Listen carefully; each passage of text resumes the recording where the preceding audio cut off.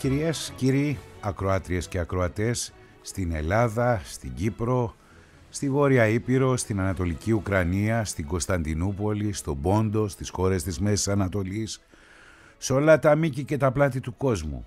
Είστε συντονισμένοι στη Φωνή της Ελλάδας, στο παγκόσμιο ραδιόφωνο της ΕΡΤ, που με τη συνδρομή της τεχνολογίας είναι η γέφυρα που ενώνει τους Έλληνες και τους φιλέλληνες όπου γης με την Αθήνα.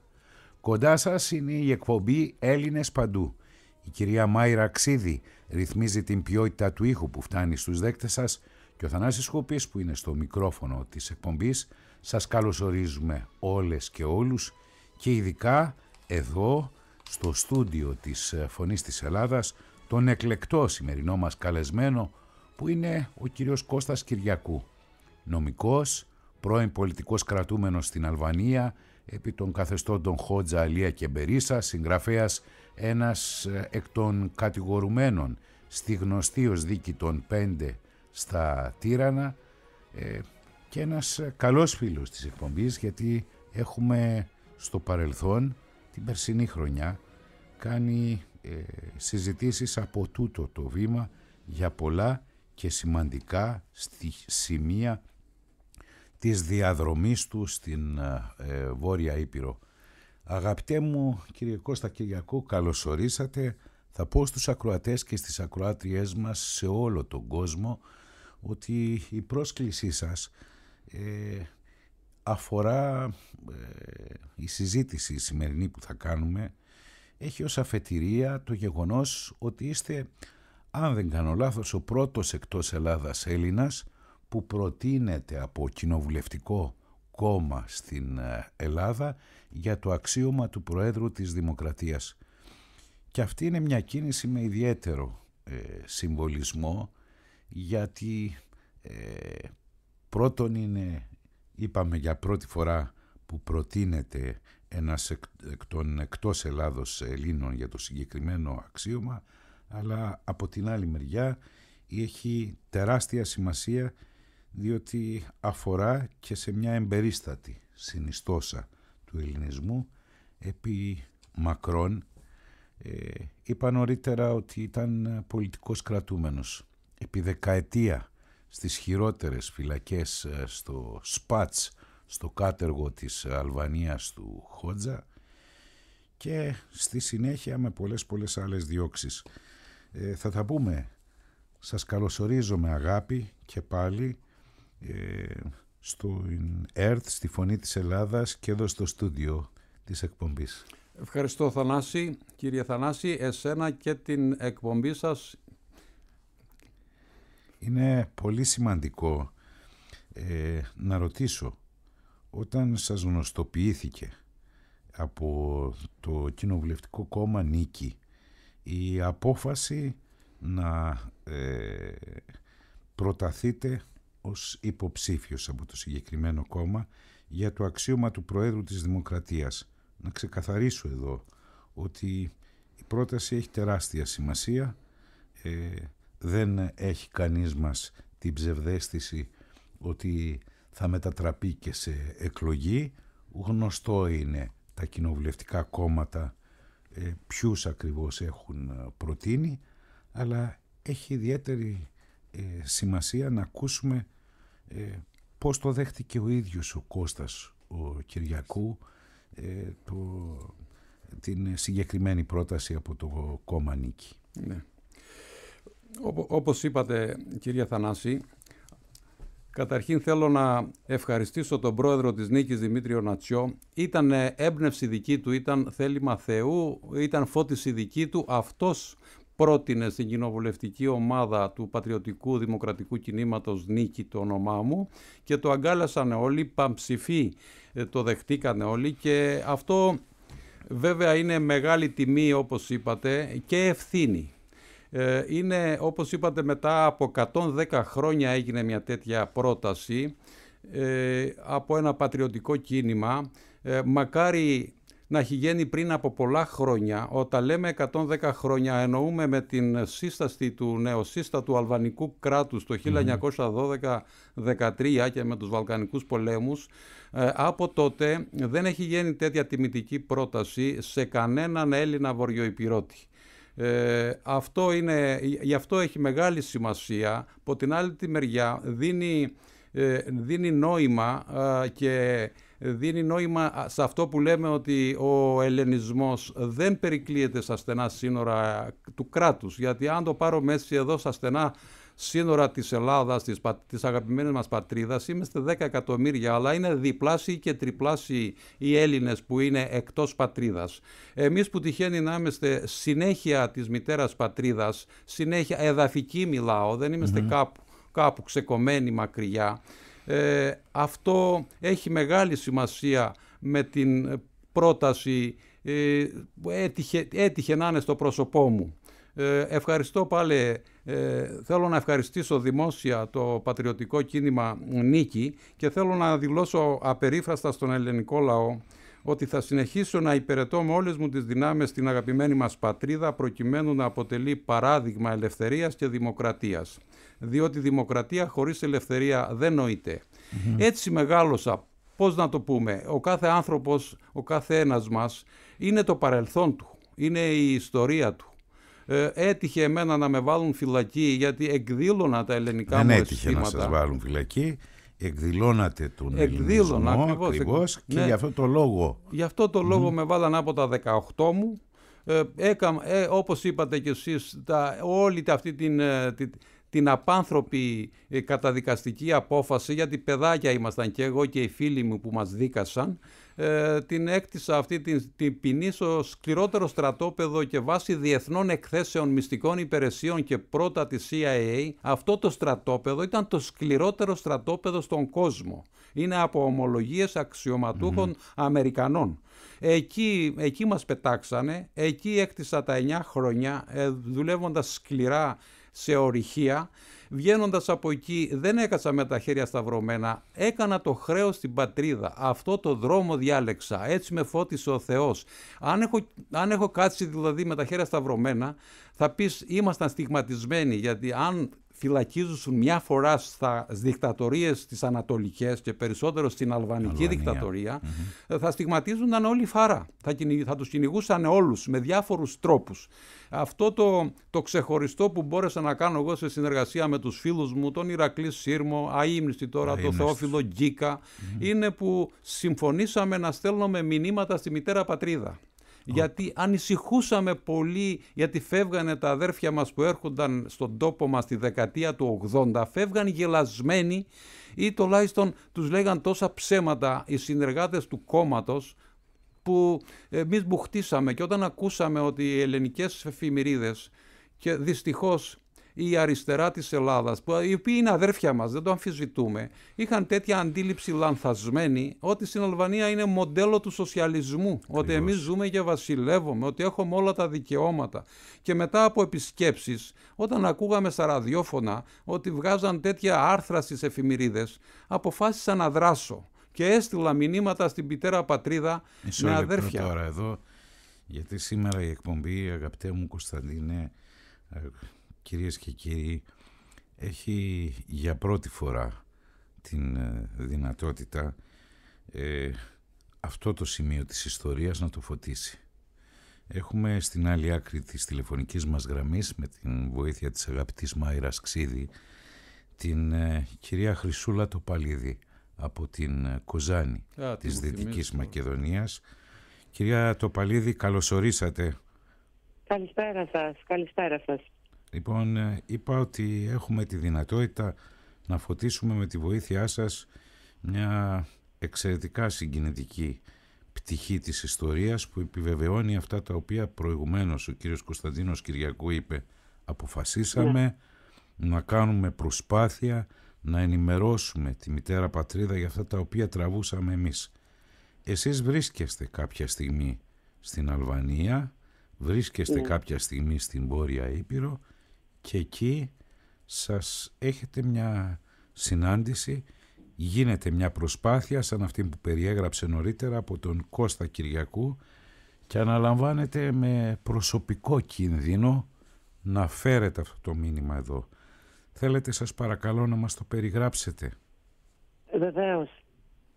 Το 1987, εγώ, ο σύζυγός μου, η κουνιάδα μου και ο μπατζανάκης μου πήγαν κλειστά τα σύνορα, πήγαμε στην Αλβανία. Γιατί ο μπατζανάκης μου, η καταγωγή του ήταν Βόρεια Ήπειρο, εκεί ήταν οι παππούδες του και ήθελε να δει αυτά τα εδάφη. Πήγαμε στην Αλβανία για 4-5 μέρες, μας γυρίσαν παντού. Ήταν δύσκολα, ήταν τέλος πάντων, δεν μπορούσαμε να καταλάβουμε τι. Την τελευταία μέρα σταματήσαμε στο Αργυρόκαστρο για μισή ωρίτσα και κατεβήκαμε να κάνουμε μία βόλτα. Ο κουμπάρος μου, γιατί ο Κώστας ο Κυριακού είναι κουμπάρος μου, είναι αδερφός μου. Έγινε στη συνέχεια, ναι. Καθόταν στην πλατεία, δεν έχω δει τόσο πονεμένο, τόσο, πώς να το περιγράψω, άνθρωπο. Τέλος πάντων, εγώ με την κουνιάδα μου περπατούσαμε, κάναμε μία βόλτα στο έργο. Κάποια στιγμή μας πλησιάζει, αφού μας χαιρετάει, ρωτάει τι ψηφίζετε στην Ελλάδα. Εγώ του λέω πάντως πολύ καλύτερο από αυτό που έχετε εσείς εδώ. Και τότε πήρε το θάρρος και μου λέει καπνίζετε? Βγάζω να του δώσω τσιγάρο γιατί καπνίζω. Και μου λέει, σας παρακαλώ κυρία μου, δώστε μου το πακέτο σας όπως είναι. Πάρτε το δικό μου, αλλά κρύψτε το καλά, σας παρακαλώ, κρύψτε το καλά μέχρι να πάτε στην Ελλάδα.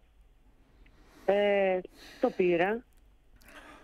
Όταν έφτασα στο λεωφορείο, τέλος πάντων, έσκυσα τον SSR μου και έκρυψα πολύ καλά το πακέτο με τα τσιγάρα που μου έδωσε. Υποτίθεται ήταν τσιγάρα. Αφού περάσαμε στην Ελλάδα, άνοιξα το πακέτο, μέσα είχε 3 γράμματα. Ένα απευθυνόταν σε μένα, στον άγνωστο Χ, και ξεκινούσε το γράμμα του. Αγαπητέ κύριε ή κυρία, με συγχωρείς που σε βάζω σε κόπο, αλλά αν θα ελισκάνε μου αυτή τη χάρη, πιστεύω καταλαβαίνεις πόσο επικίνδυνο είναι για μένα που κάνω αυτό το γράμμα. Αν με μυριστούν οι Αλβανοί, τότε σχάθηκα. Γι' αυτό σε παρακαλώ, πρόσεξε και μην δημοσιευτεί πουθενά το όνομά μου. Το πήρα, το διαβάσαμε, το ξαναδιαβάσαμε, ήρθαμε στην Κοζάνη. Δεν μπορέσαμε για μήνες να κοιμηθούμε, να συνειδητοποιήσουμε, δεν είχα καταλάβει ότι δίπλα μας υπάρχει τόσο δυστυχία, τόσο κοντά μας. Και ότι η Βόρειος Ήπειρος ήταν τρομερά αυτά που ζήσαμε εκεί και είδαμε. Μετά καταλάβαμε τι γινόταν και τι δεν γινόταν. Κινητοποιήσαμε εδώ φίλους μας, κληρικούς, τους δικηγόρους. Είχε και ένα γράμμα που απευθυνόταν με 6 σελίδες στη θεία του στην Αμερική και έγραφε μέσα όλα αυτά που τραβούσε και ένα γράμμα ακόμη στο Υπουργείο Εξωτερικών. Εγώ με ένα φίλο μας δικηγόρο, τον κύριο Κρυγιόγλου, προσπάθησα να το δώσω, να το στείλω. Κινητοποιηθήκαμε. Και παρόλο που στο γράμματά του που τα διάβασα και αυτά που απευθυνόταν στη θεία κλπ.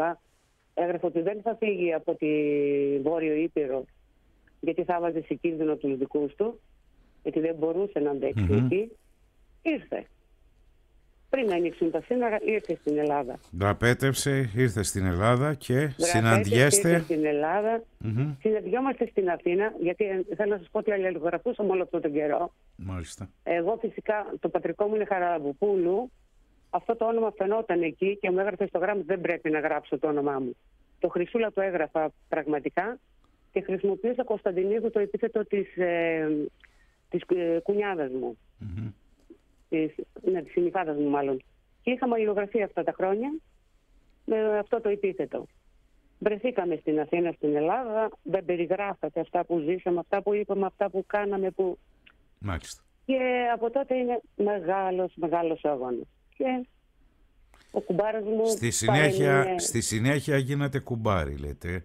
Ναι, τον Στεφανό, βαφτίσατε τον Άγγελο. Τον Άγγελο, όχι, γιατί ήθελα να βαφτίσω την Παναγιώτα, αλλά ήταν ακόμη στην Αλβανία και δεν γινότανε. Μάλιστα. Όταν μπόρεσε να έρθουν, βάφτισα τον Άγγελο. Και από τότε είμαστε αδέρφια, φίλοι, γιατί εκεί μου γράφει μέσα στο γράμμα, μπορώ να το διαβάσω. Βεβαίως. Είναι στο χέρι σου, γονατιστό, σε παρακαλώ, κάνε αυτό το καλό και δεν θα σου κοστίσει πολλά παραπάνω, παρά μόνο λίγα χρήματα για το φάκελο και τα γραμματόσημα. Θα σου είμαι υπόχρεος για ολόκληρη τη ζωή μου και αν το θέλεις εσύ, ο αδερφός σου, φίλος σου και παντοτινά τίμιος άνθρωπος. Και αυτά είναι τα λόγια του κουμπάρου μου και αυτός είναι ο κουμπάρου μου, ο τίμιος άνθρωπος. και τελειώνει ο σκλαβωμένος υπηρώτης Κώστας Κυριακού, στο γράμμα που απευθύνεται σε μένα, στον άγνωστο Χ. Πέρασαν πολλά χρόνια από τότε. Θα μπορούσαμε να μιλάμε μαζί σας για ώρες.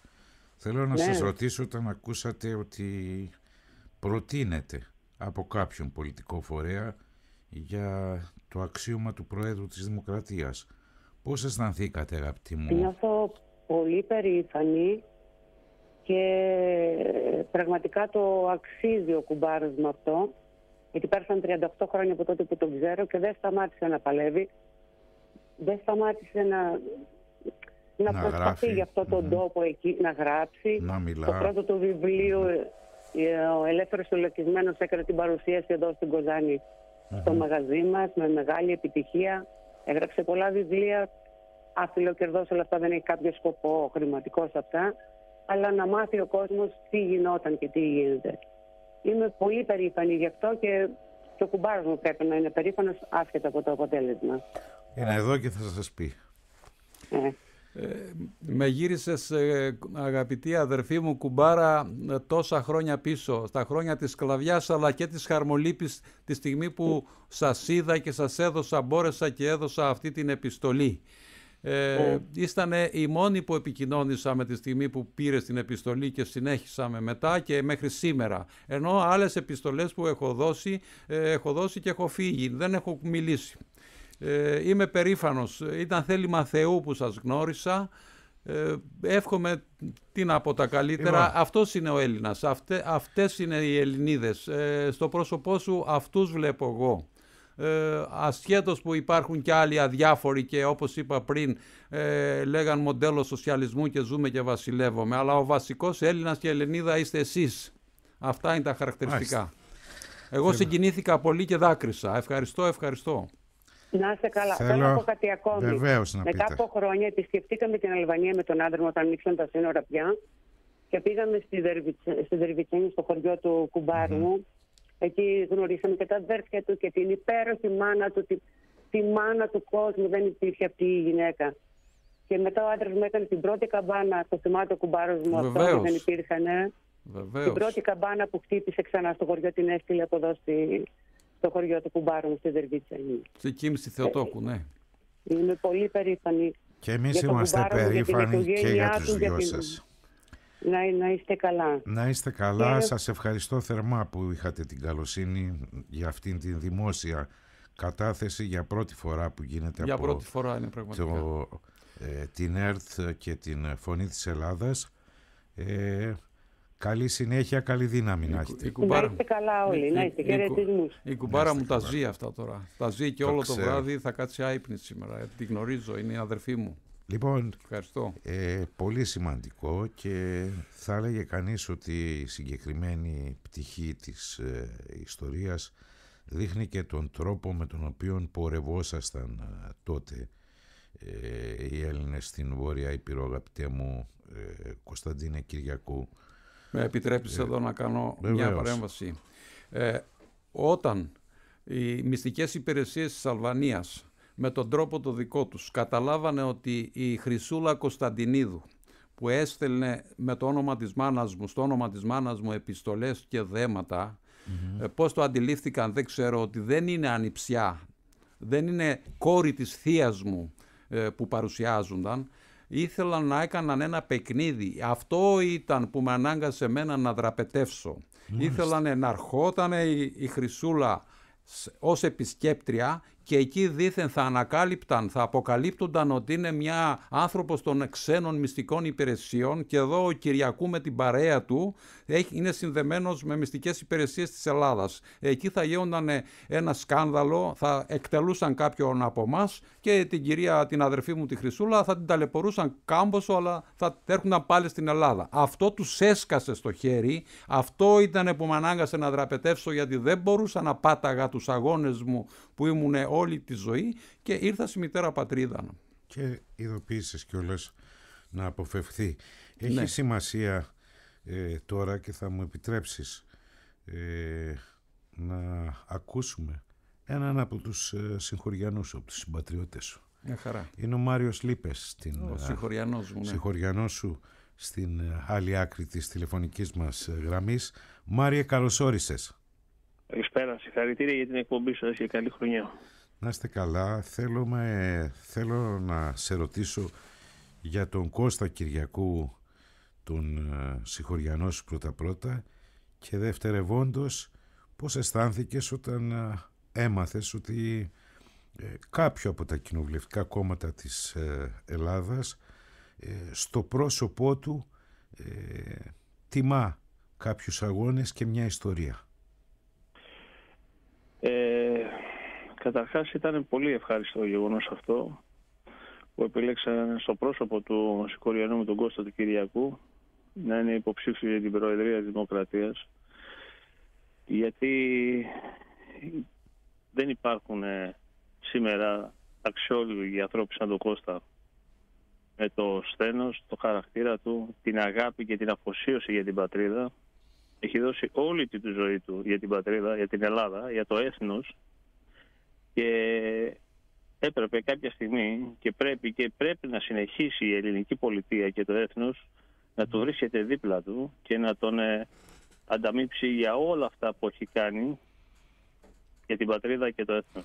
Δεν νομίζω ότι ταιριάζει στον Κώστα τον Κυριακού μια τέτοια προσέγγιση περί ανταμοιβών. Είναι μια προσωπική του διαδρομή, γιατί, αγαπητέ μου Μάριε, τον Κώστα τον πρωτογνώρισα αγέροχο κατηγορούμενο στη δίκη των 5 στα Τύρανα, με ένα τέτοιο τρόπο να αντιμετωπίζει όλη εκείνη την απίστευτη σκευωρία, και πραγματικά στη συνέχεια στην πορεία του εδώ στην Ελλάδα είδα ότι το παράδειγμα είναι το μόνο που τον ενδιέφερε. Θέλω να σε ρωτήσω σε ποιο βαθμό αυτό το παράδειγμα έχει επηρεάσει κι άλλους, έχει επηρεάσει, φρονηματίζει τους νέους ανθρώπους, και εν πάση περιπτώσει σε ποιο βαθμό αυτά τα οποία είχατε στην ψυχή σας και τότε παραμένουν ζωντανά και τώρα σε ό,τι αφορά στα δίκαια και στα δικαιώματα του ελληνισμού εκεί στη Βόρεια Ήπειρο.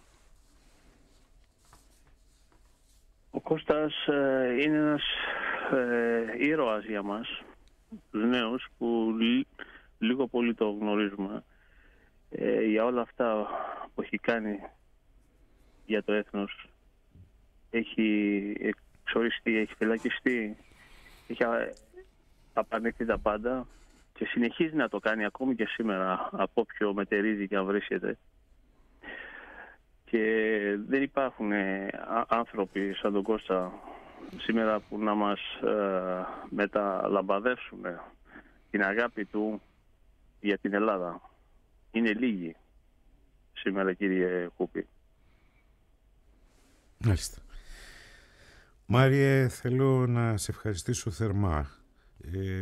Κατά τεκμήριον έχω την αίσθηση ότι εξέφρασες τη φωνή, την ψυχή, τη σκέψη των συμπατριωτών σου σε αυτό το περήφανο κεφαλοχώρι της Βορείου Υπήρου στην Δερβιτσάνη. Να σου ευχηθώ και σένα καλή δύναμη και να συνεχίσετε, γιατί όλοι αυτοί οι οποίοι εμφορείστε από αυτές τις σκέψεις και από αυτά τα ιδανικά,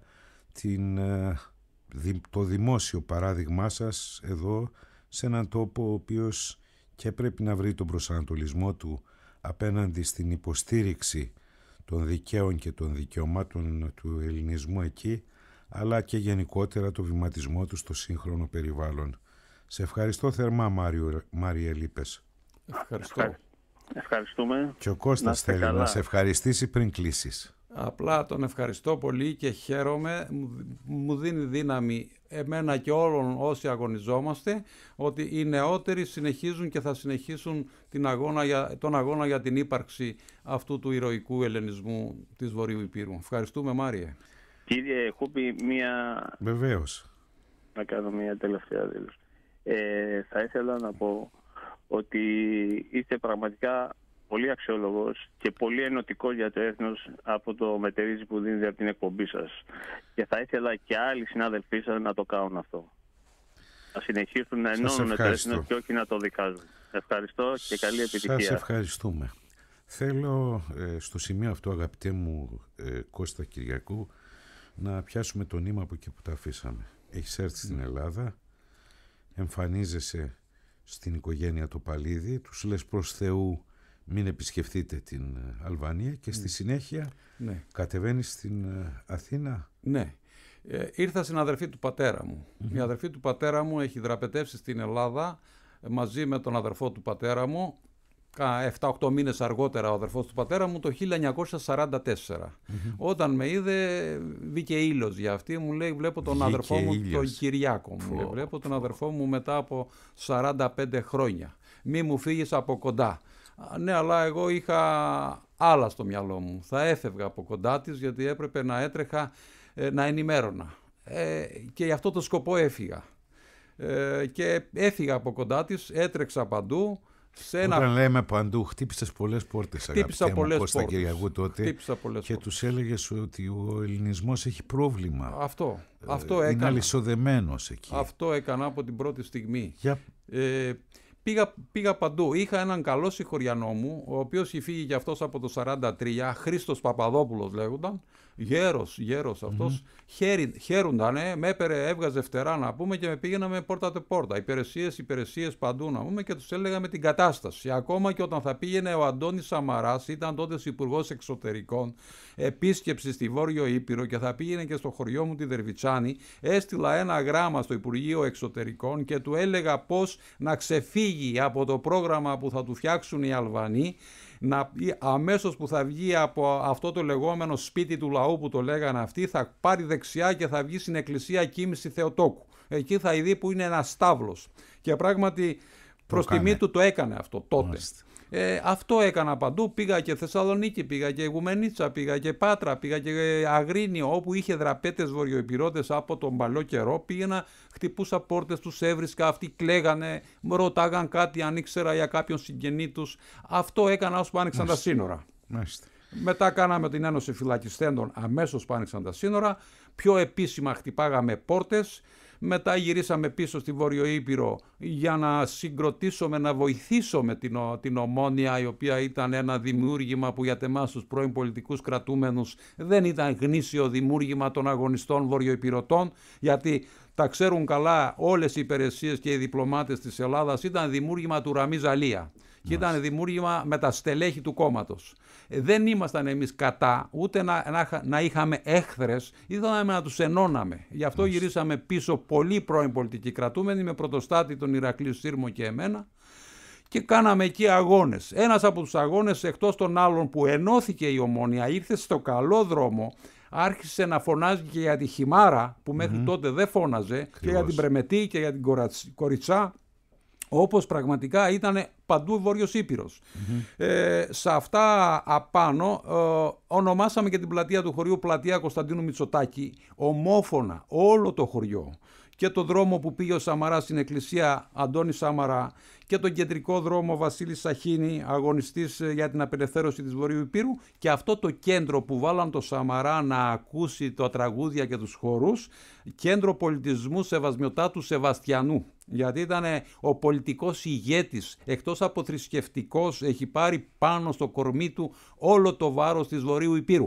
Και έρχονται τώρα μετά από 30 χρόνια, ονομάζει την ίδια την πλατεία Οράμα, πλατεία Κωνσταντίνου Μητσοτάκη, και βάζει και προτομή, που εμείς τότε για αυτή την πράξη φάγαμε το μεγαλύτερο ξύλο που μπορεί να φάει κάποιος. Στη δίκη των 5 με βασανίσανε εμένα, επειδή έτυχε να ήμουν δημογέροντας όταν ονομάστηκε η πλατεία, ότι ήρθα από την Ελλάδα με εντολές να ελληνοποιήσω αλβανικά εδάφη.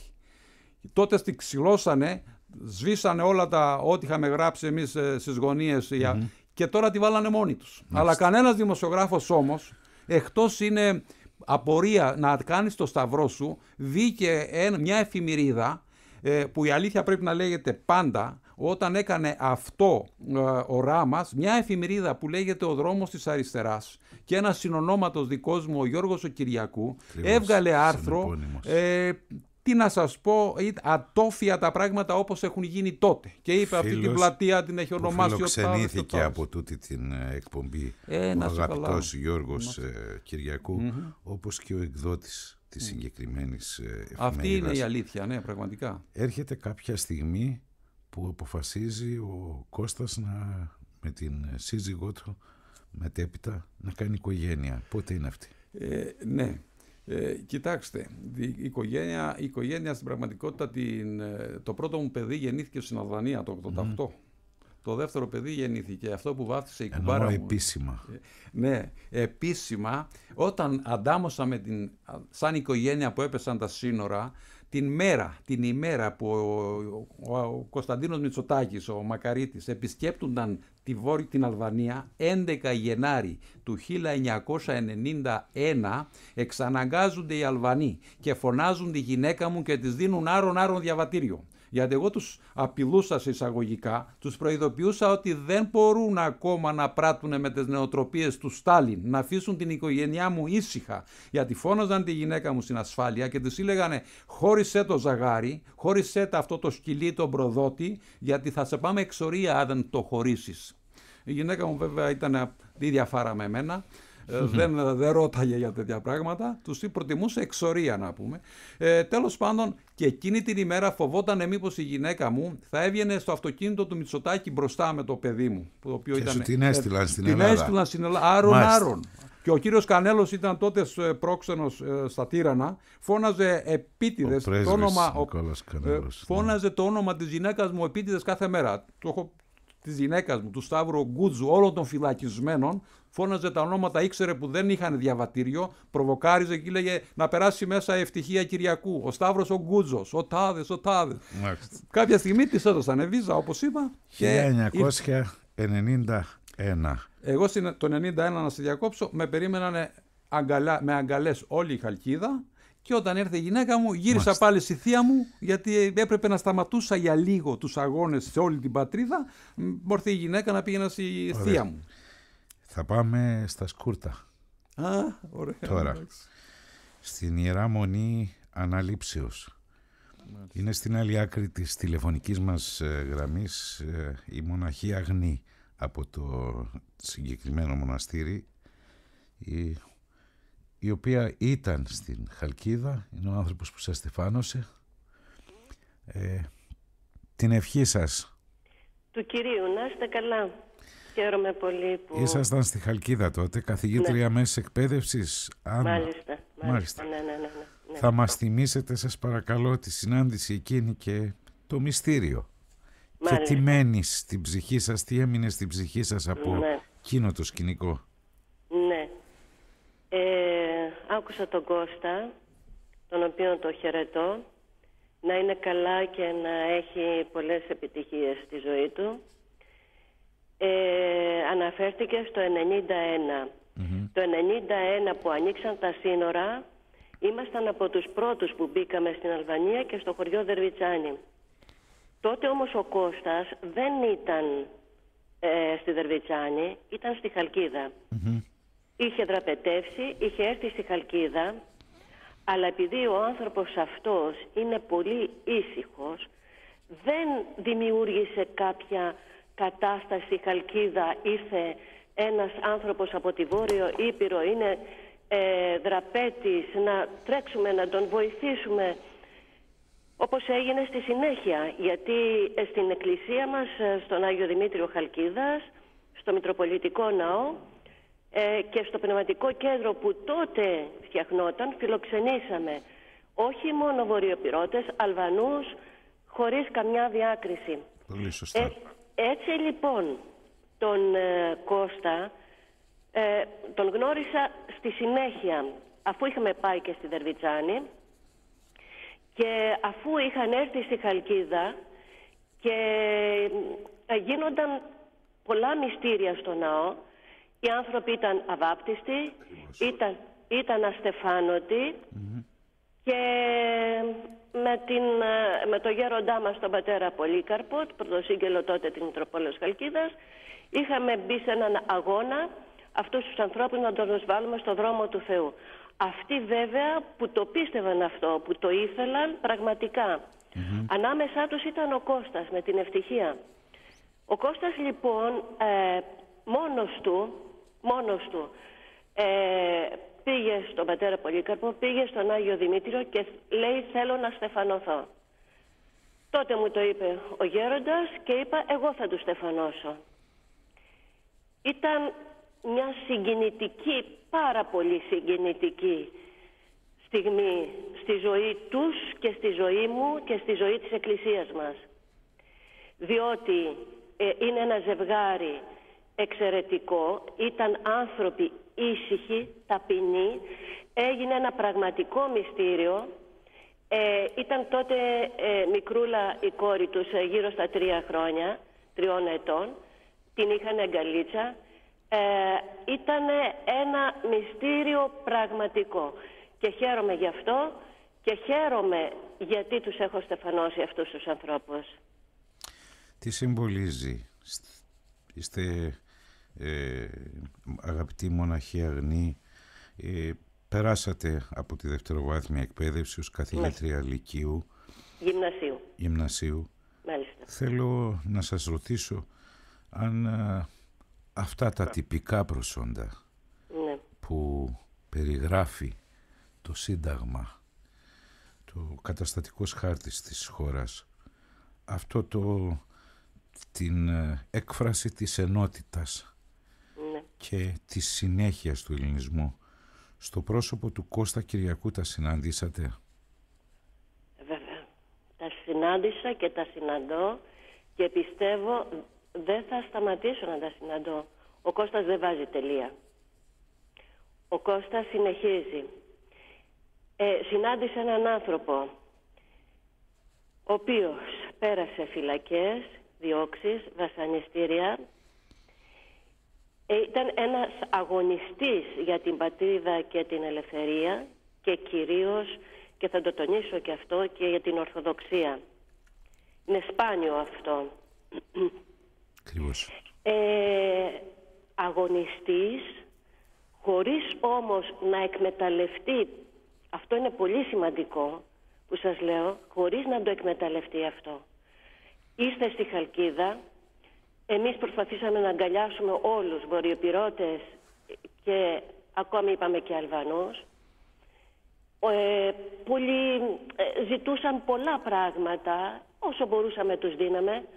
Ο Κώστας δεν ζήτησε ποτέ τίποτα. Ό,τι έχει κάνει, το έχει κάνει με τη δική του εργασία, με τη δική του δουλειά. Δεν εκμεταλλεύτηκε, το ξαναλέω, δεν εκμεταλλεύτηκε το ότι μπορούσε αυτός και στη Χαλκίδα να έχει τα πρωτεία με τους αγώνες που είχε κάνει. Όχι, δεν το εκμεταλλεύτηκε Μέσα από τίμιο μόχθο, σας ευχαριστώ θερμά για όλα αυτά που είπατε, αγαπητοί μοναχοί αγνοί. Ναι. Τις ευχές και τις προσευχές σας θα θέλαμε. Θα ήθελα πολλά να πω γι' αυτόν, αλλά... Το ξέρω, αλλά θα μιλήσουν και κάποιοι άλλοι στην συνέχεια. Σας ευχαριστώ πολύ. Να είστε καλά. Ευχαριστώ πολύ και εγώ. Καλή νύχτα. Ευχαριστώ την ευχή σου, κουμπάρα μου, την ευχή σου. Να είστε καλά. Να είστε καλά. Αγαπητέ... Ο Κώστας πάντα προχωρεί με την ευχή του Θεού και την ευχή της Εκκλησίας μας. Να είστε καλά. Τα περιέγραψε όλα η αγαπητή μοναχή αγνή από την Ιεραμονή της Αναλήψεως που βρίσκεται στα σκούρτα της Θήβας. Άρχισαν οι αγώνες, οι προσπάθειες εδώ στην Ελλάδα. Σας άκουσα νωρίτερα να αναφερθήκατε με ιδιαίτερο σεβασμό στον μακαριστό Μητροπολίτη εκείνη την εποχή Δρυνουπόλεως, Πογονιανής και Κόνιτσας, τον αείμνηστο Σεβαστιανό. Θα ήθελα με 2 λόγια, τι έμεινε στην ψυχή από εκείνους τους αγώνες? Από τους αγώνες του αείμνηστου Σεβαστιανού, καταρχήν είναι φανάρι, είναι αστέρι που μας καθοδηγεί ακόμα σήμερα. Ο λόγος του, η φλόγα του, το να είμαστε υπάγρυπνοι για να δικαιωθούμε δεν φεύγουν από την ψυχή μας και από το μυαλό μας. Αυτός ήταν ο γνήσιος αγνός πατριώτης της Εκκλησίας και του έθνους. Μάλιστα. Έχω στην άλλη άκρη της τηλεφωνικής μας γραμμής, με τη βοήθεια της Μάιρας Ξίδη, τον αγαπητό Φιλόθεο Κιμετσετζίδη από την Συντονιστική Φοιτητική Επιτροπή, βιάστηκα, τον κύριο Άγγελο Χρονόπουλο, τον απόστρατο αξιωματικό του πολεμικού ναυτικού και βατραχάνθρωπο, από τον οποίο θα ρωτήσω, αφού τον καλωσορίσω, το παράδειγμα ενός αγωνιστή του βορειοϊπειρωτικού ελληνισμού, του Κώστα Κυριακού, που γίνεται γνωστό στην Ελλάδα, πώς το εισπράττει ο ίδιος όταν τον γνωρίζει, και ως Έλληνας και ως τέλεχος τότε των ενόπλων δυνάμεων. Καλώς ορίσατε, αγαπητέ κύριε Χρονόπουλε. Καλησπέρα σας κύριε Χούπη, καλησπέρα σας κύριε Κώστα. Καλή χρονιά σε όλους, συγχαρητήρια για την εκπομπή σας, τις ευχές μου σε όλο τον απανταχού ελληνισμό που ακούει αυτή την υπέροχη εκπομπή που κάνετε, και ευχαριστώ πάρα πολύ που μου δίνετε την ευκαιρία να πω δύο λόγια για, για έναν άνθρωπο ο οποίος είναι ένας ζωντανός θρύλος, κυρίως για μας οι οποίοι έχουμε περάσει από ένα μετερίζι το οποίο λίγοι το έχουν διαδεί όσον αφορά τις ειδικές δυνάμεις και δει τη μονάδα των βατραχανθρώπων. Τι να πω τώρα. Πώς τον γνωρίσατε? Τον κύριο Κώστα πώς τον γνώρισα?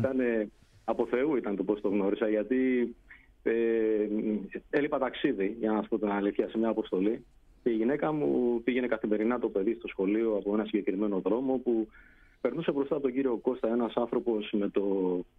μόνο που τον βλέπεις να διαβάζει.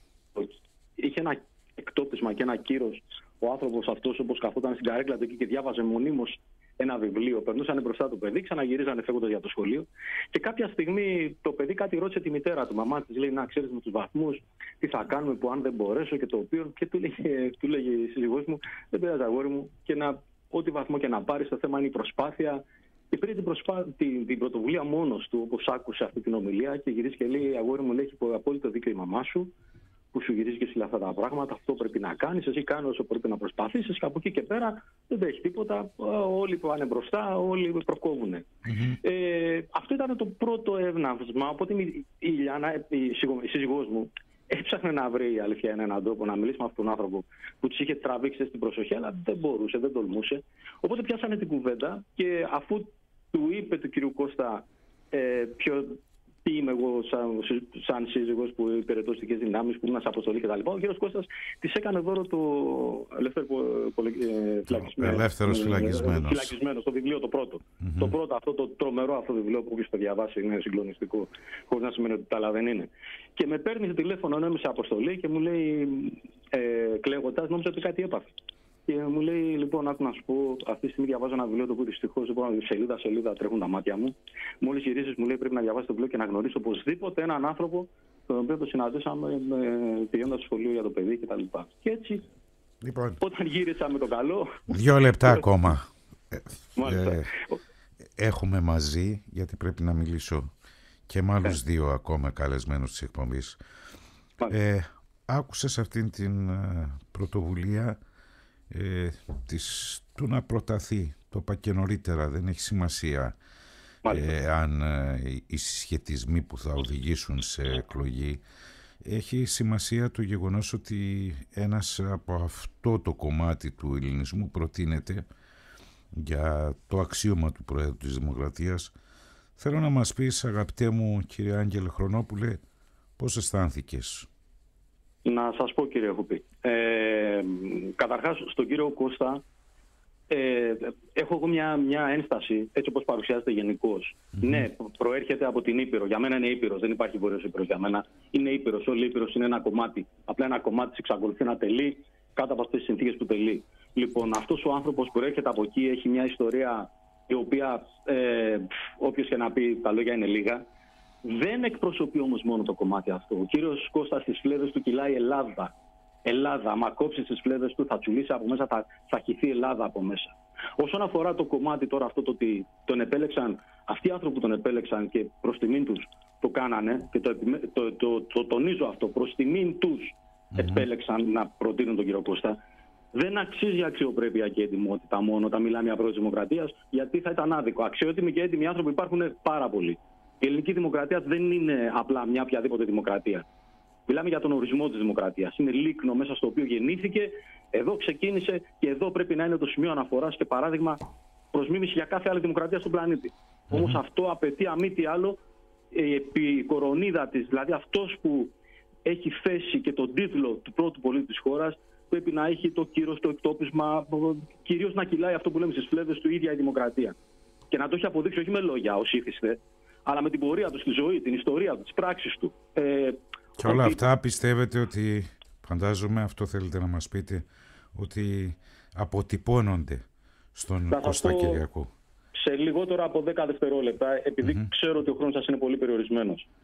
Το ήθος του, το συγγραφικό του έργο, οι σπουδές του, το φρόνημά του, αλλά κυρίως οι αγώνες του, όπου θυσίασε σχεδόν μια ολόκληρη ζωή, έτσι. Και το ότι κυλάει αυτό που λέμε, κυλάει Ελλάδα μέσα στις φλέβες του, θεωρώ ότι για αυτόν τον Έλληνα άνδρα, τον εθνικά Έλληνα υπερήφανο άνδρα, τον Κωνσταντίνο Κυριακού, θεωρώ ότι αποτελεί όλα αυτά που είπαμε μια αναμφισβήτητη εγγύηση ότι αποτελεί τον καταλληλότερο, κατά την άποψή μου, στο να επιλεγεί για τη θέση του Πρόεδρου της Δημοκρατίας. Αγαπητέ μου κύριε Χρονόπουλε, θερμά σας ευχαριστώ. Και εγώ και Κώστα. Ευχαριστώ αδερφέ Άγγελε. Λοιπόν, να σε καλά κύριε Κώστα. Είπε, ευχαριστούμε και εμείς, είπε για τις σπουδές και αισθάνομαι την υποχρέωση από προηγούμενη εκπομπή που κάναμε και το αποκάλυψες από το Ετζιανά. Γιώργος Αλέξανδρος Μαγκάκης. Ναι, ένα λεπτό θα σου πάρω γιατί ο χρόνος είπαμε είναι πολύ περιορισμένος. Όταν βγήκαμε από τη δίκη των 5, η οποία είναι ένας σταθμός του ελληνισμού, είναι ένα μεγαλείο του ελληνισμού, ας υπεφέρω άλλη μια φορά άλλα τόσα, φτάνει να έχει πάλι τέτοιο μεγαλείο ο ελληνισμός. Το λέγω με την έννοια ότι ενώθηκαν όλοι, δεν υπήρχαν αριστεροί και δεξιοί, υπήρχαν Έλληνες. Και γονάτισε ο αυταρχικός Μπερίσσας, αποφυλακιστήκαμε. Με περίμενε εκτός των άλλων εδώ στην πατρίδα και ο αείμνηστος Γιώργος Αλέξανδρος Μαγκάκης. Ήταν τότε υφυπουργός εξωτερικών για την Ομογένεια. Ήθελε να μου έδινε πολλά, δεν ήθελα τίποτα, γιατί θα φανεί, του είπα, σαν να είμαι εξαγορασμένος και πουλημένος. Του λέγω όχι τίποτα. Μου έβαλε το πιστόλι σε εισαγωγικά στο κεφάλι και μου είπε δεν σε ρωτάω, είσαι φοιτητής νομικής από τούτη τη στιγμή. Να μάθεις τους νόμους, να εξυπηρετήσεις το χώρο σου και την πατρίδα σου και τους συμπατριώτες. Καλή του ώρα. Και έτσι ήθελα και θέλοντας και όχι, αφού δεν με ρώτησε, με έγραψε με το ίδιο το χέρι στη νομική. Λοιπόν, Φιλόθεος και Μετσετζίδης τον προανήγγειλα νωρίτερα, είναι τώρα στην τηλεφωνική μας γραμμή.